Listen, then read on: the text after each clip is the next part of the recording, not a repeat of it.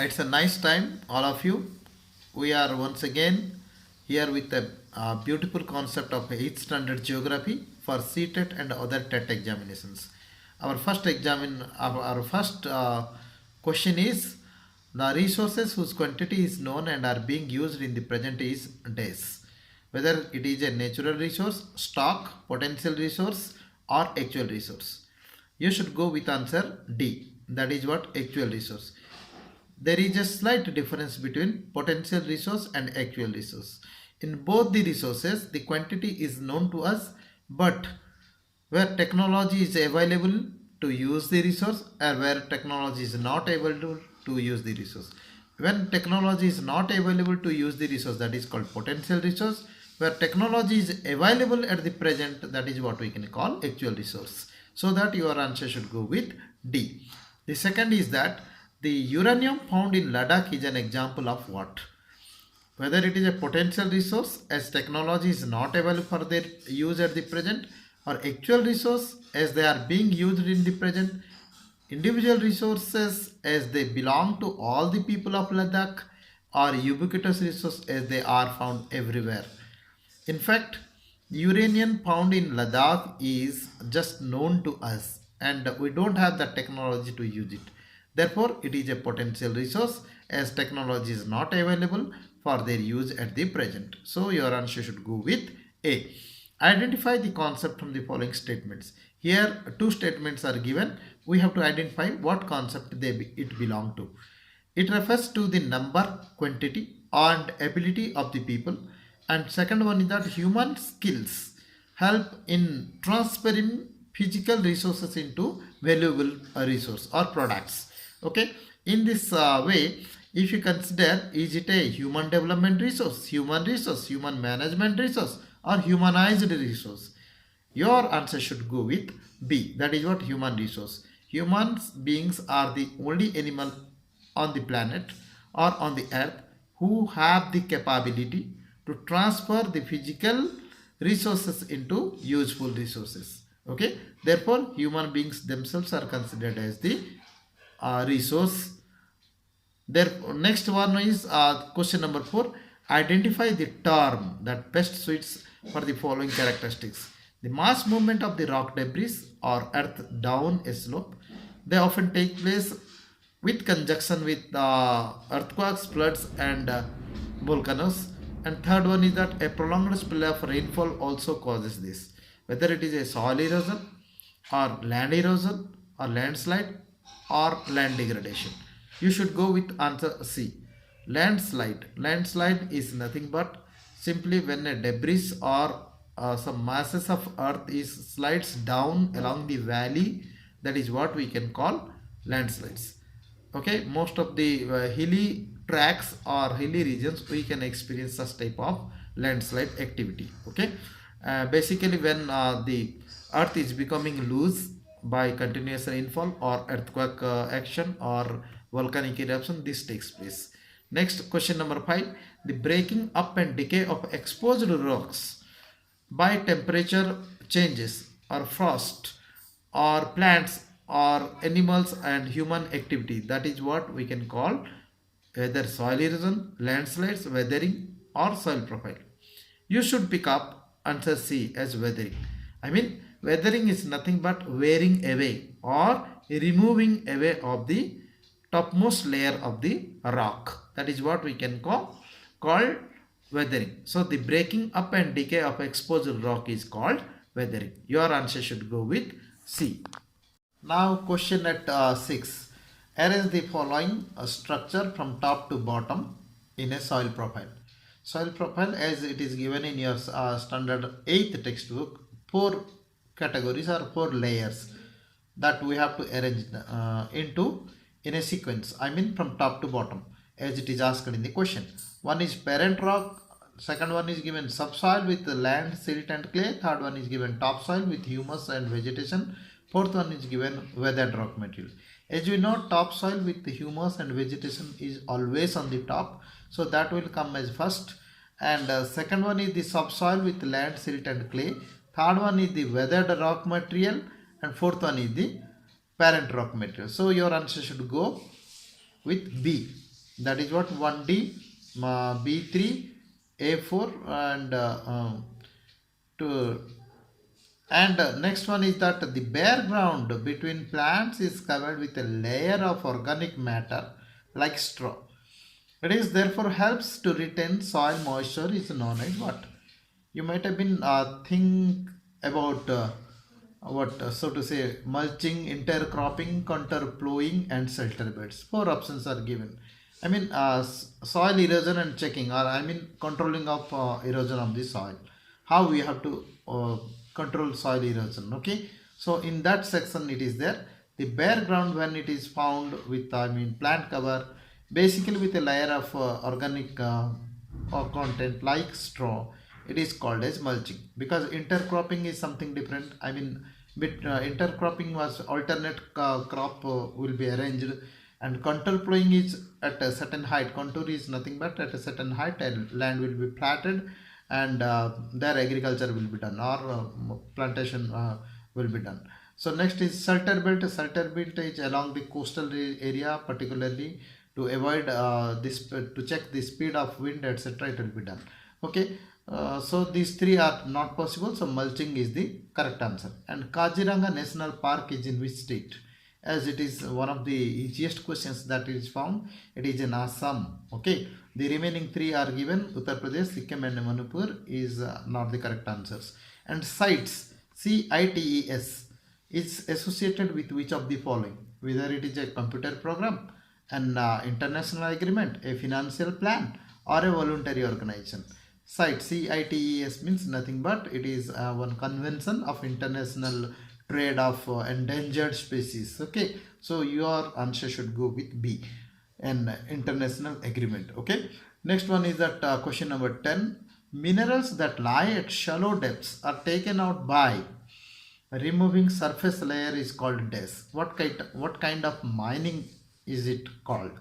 So is it a open cast mining or shaft mining, or third one is squaring or drilling? What type of mining is it called? When the minerals that lie at a shallow depth, means not very deep. Okay, deeper. Okay, just a little depth it is there. With that we are taking the surface soil properly, and we can take the mineral. That is called open cast mining. So your answer should go with A. Now question number 11. The largest producer and exporter of mica in the world is dash. Here four countries options are given.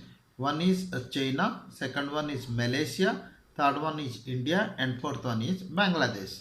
So your answer should go with India, because we know the largest producer and exporter of mica in the world is India. And question number 12.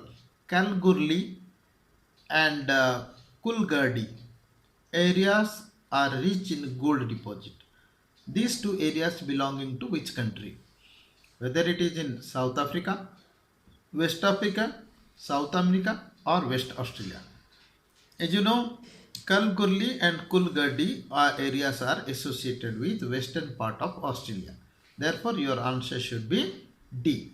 And question number 13 says that the oldest rocks in the world are found in which part of the world? Out of the given four, which part is associated with this? One is Western Australia, second one is the northern part of North America, and third one is the southern part of South America, and fourth one is the Central Africa. Which one? Because basically old rocks are found in almost all these four places. Yet we have to pick up the oldest rocks that's found in the world. Here option A should be correct. Western Australia, it is the place where we find one of the oldest rocks in the world, that is about or that dates back to 4300 years ago. I mean soon after the discovery of the earth, that is what 300 years after, we assumed that this rock has been found. So this is option A. And 14 number question, what does petroleum mean? Here whether a stone crushed oil, metallic oil, vegetable oil, or rock oil. You know, petroleum is have been the word has been originated from, from two words. One is petra and second one is oleum. Petra means nothing but rock. Petra means rock and oleum means oil. Since it is rock oil, so that the option D should go here. And question number 15, which one of the following countries was the first to develop hydroelectricity in the entire world? Whether it is the technology of Switzerland or UK or Russia or Norway. In fact, we may not expect that this is Norway, but Norway is the correct answer because hydroelectricity was first developed. Okay, in the hydroelectricity was first developed in Norway. Okay. Now question number 16. What is extracted from monazite sands of Kerala beach?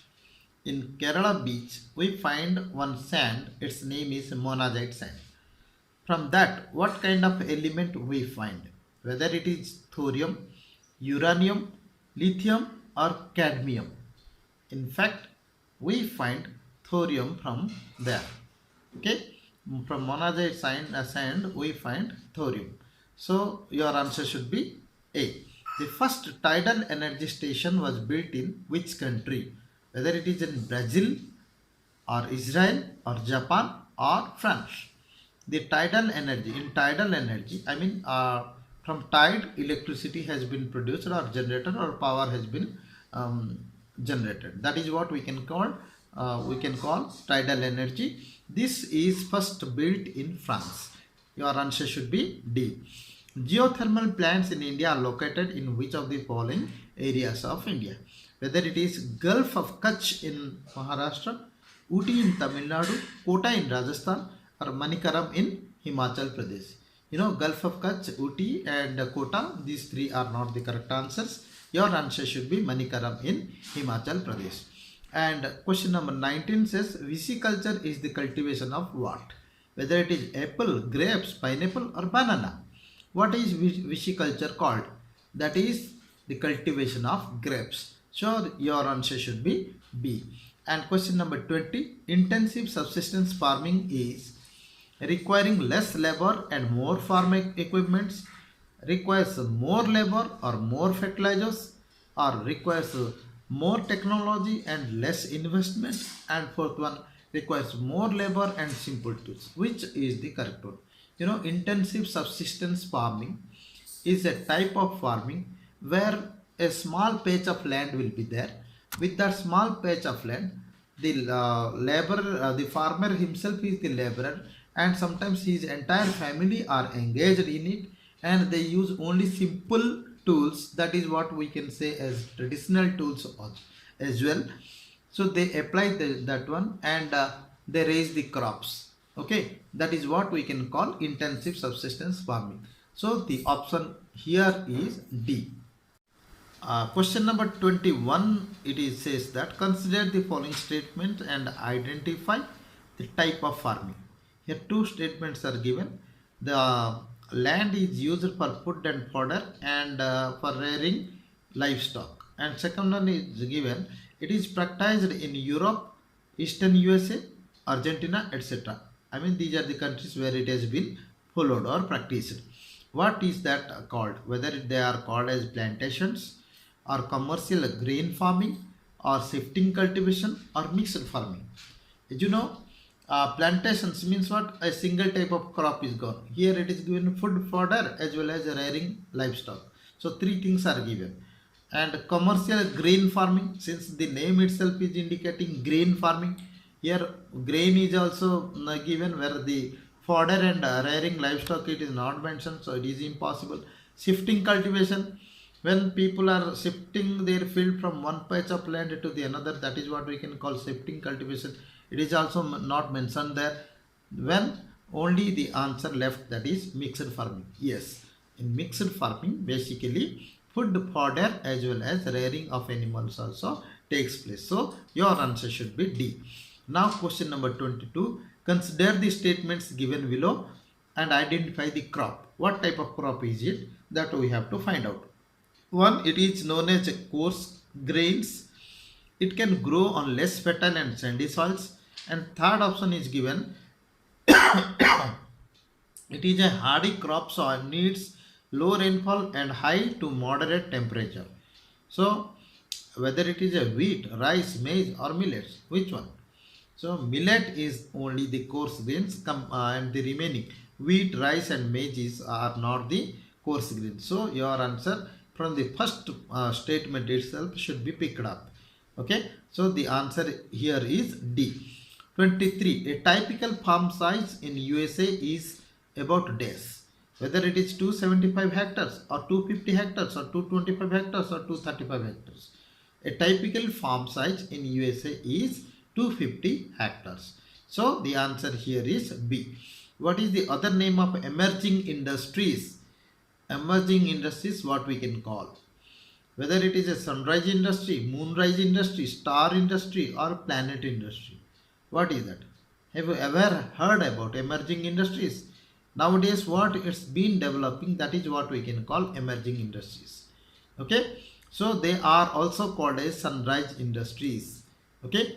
And examples are wellness, hospitality industry, wellness industry, IT industry, etc. are called the emerging industries. So your answer should go with A. That is what? The sunrise industry. Because sunrise means what? It is the new era or a beginning.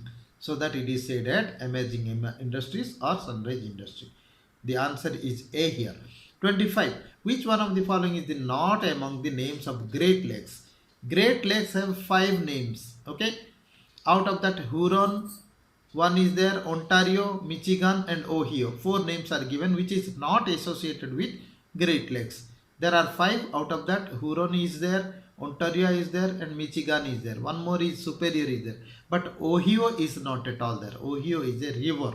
Therefore, your answer should go with D. Now let's move to question number 26. Which one of the following of hand spun cloth variety is from Machilipatnam? One is given muslin, chintz, and calicos and gold root. I think muslin is from Dhaka, that is what Bangladesh, and chintz is from Machilipatnam. And calicos is from Kerala, isn't it? And calicos is from Calicut, that is in Kerala, and gold root basically what I think from Burhanpur or so to say Surat and Vadodara. So these are the 4 places. Therefore, your answer should go with chintz. The city known as Manchester of India is Des. Mumbai, Surat, Ahmedabad or Nagpur. No, Manchester, one of the industrial city as well as well known for cotton market in the world in UK. That is what Manchester. Okay. So like that in India, Ahmedabad is the place which is known as Manchester of India. So your answer should be C. Which among the following rivers is the source of water for textile mills in Osaka of Japan? This Osaka is also called as the Manchester of Japan. Okay. So here which river they are supplying water or providing water to these Osaka industries, I mean textile mills? One is river Limpopo, river Yangtze and river Shinamo and river Yodo. No, river Limpopo is not at all from here. It is in Africa, so it is not at all associated with the question. River Yangtze is also not, this river is belonging to China, so it is impossible to pick up for Japan. And river Shinamo is of course belonging to Japan, but we cannot take this one. And river Yodo is the right answer or the correct answer. Okay, so question number 29 says Silicon Valley is a part of which valley? Which part of the main valley? I mean main valley of Silicon Valley is what? Silicon Valley is very much famous for what?